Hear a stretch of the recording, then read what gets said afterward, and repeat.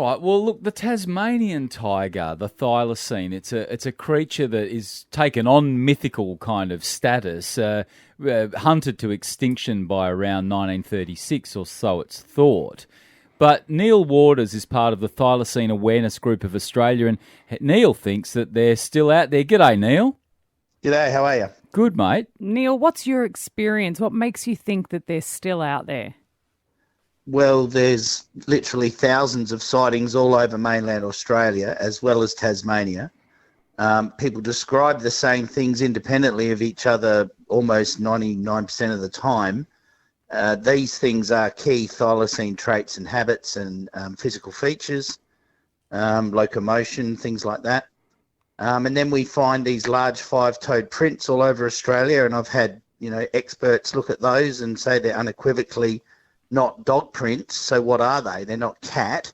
So we're running out of options for what these large five-toed beasts are. But from all evidence I can find, they point to being marsupial of some kind. So who knows? It's big. It's got a 4-inch wide front foot on an adult male and about a 3 to 3.25 inch wide female adult foot.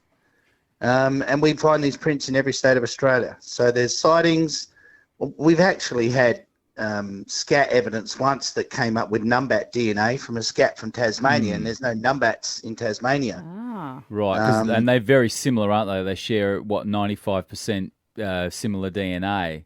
Yeah, it's about 94, I think. But yeah, whatever it is, it's very close, and there's not much difference between the two genetically, but in physical appearance, it's a huge distance apart. So I mean, I guess, unlike some of the other creatures that we're looking at in this Myths and Mysteries week, the Sasquatch being one of them, thylacines, of course, did exist. And when you think about the wilds of Tasmania, it doesn't seem that hard to imagine that these marsupials could have survived and indeed thrived in places that are pretty hard to get to for people, right?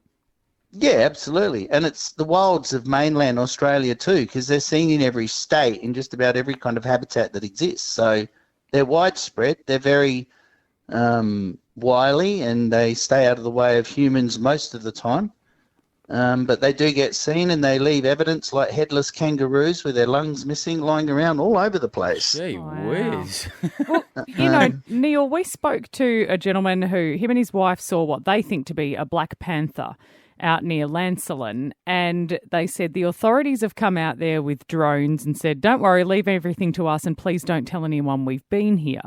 Now, with all of these sightings, we have to assume there's some sort of agency or somebody out there that has more than curiosity and is trying to track this down.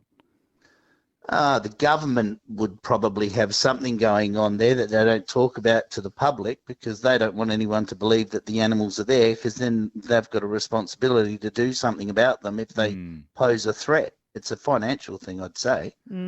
Because it's interesting. Like, what drives you to keep looking? Is it the curiosity of what is possible, or is it the frustration because you know they're out there and you just want someone to expose it? Well, it's probably the latter, I'd say, because I've seen them 3 times myself in Tassie. I got barked at by one in South Australia in a forest in the Adelaide Hills. And I get the same things reported. I mean, have a look at our YouTube channel. In the last year, I've done over 100 interviews that I've recorded and put on there with witnesses from all over Australia.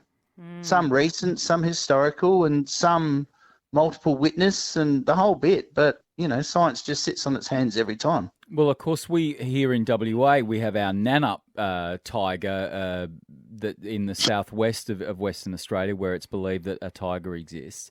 I guess, look, it always comes down to this, doesn't it, Neil, that people want some kind of really good visual evidence of these things, and we're yet to get that, yeah? Yeah, these animals don't want to be seen, and sooner or later, someone's going to goof it. Someone will either run one over, or it'll be on their dash cam while the car's not moving, and it'll just walk past in broad daylight or something. Something's going to happen, because there's just so many sightings. Something's got to give, I hope it's your car that it walks in yeah, front me of. too. Like someone else just stumbles across it and becomes the hero.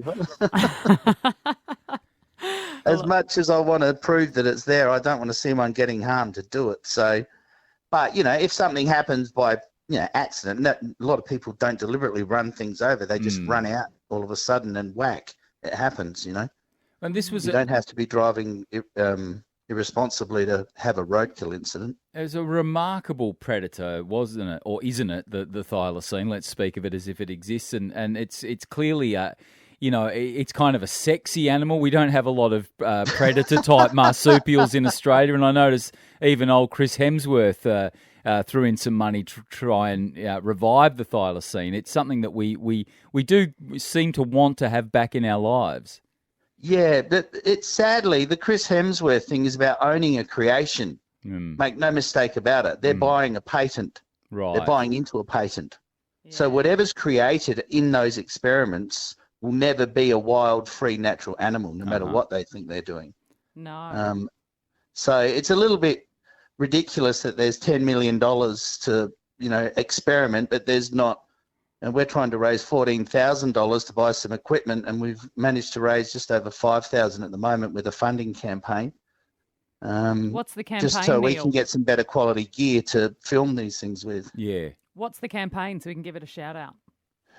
It's Fund My Cause. You can find it easily enough if you type in Thylacine Awareness Group of Australia, Fund My Cause. That will take you there somewhere. But yeah, we're just trying to raise money to buy some extra thermal gear. We've already bought one camera with some of the money we've raised. We're trying to raise enough money to get the second one happening. And, there's millions of dollars at trying to play God, and there's not $10,000 so far to try and prove it's there. The government doesn't want to know about it. They just sit there twiddling their thumbs while science goes and experiments on other animals. Yep. They did, they started off with this campaign. They were going to use Numbats because they're the closest related animal.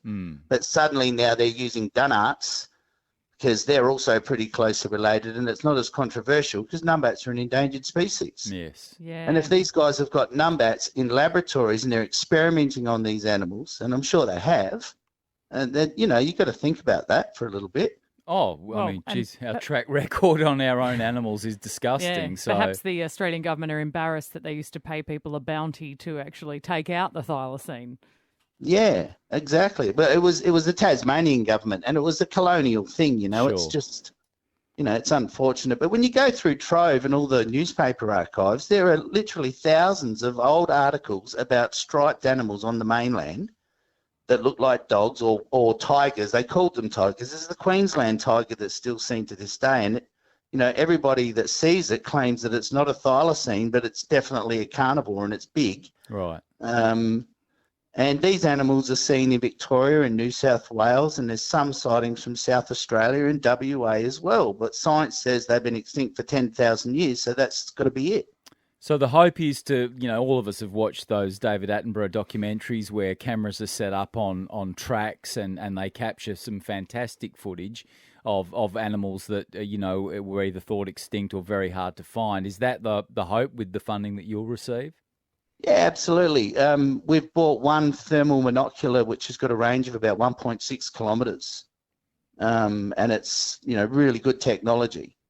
Cost us just over $3,000. We got that. So we're trying to raise money for a second one of them. Then we need another drone for the guys on the mainland that do this with us. Yep. And we need a few extra trail cameras. That's all we're after. So I think we'll get there. We just need to find a different way to market ourselves, I suppose. We just do a lot on Facebook and YouTube at this stage. We don't really pump Instagram and stuff like that. But we've been at it for 8 years.